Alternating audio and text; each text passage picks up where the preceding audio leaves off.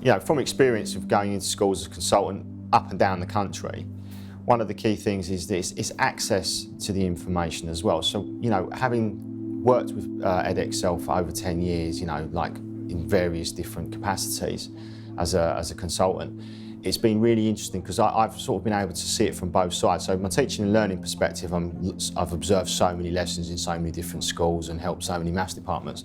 But then to see it from the high stakes end, from the assessment side.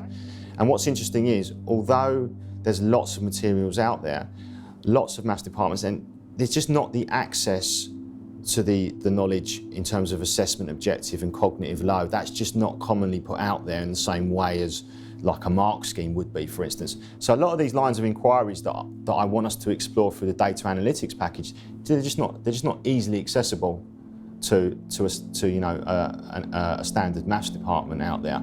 So what we want to do is we want to make it accessible, so that those key lines of inquiry and those key questions that we're asking aren't just people that pay for expensive consultants to come in. It's accessible to all the LGfL schools via the package that we've developed. And that package will do the legwork for the school. The school do not have to spend ages trying to work out what percentage of AO1 marks were scored, what percentage of AO2, etc., etc.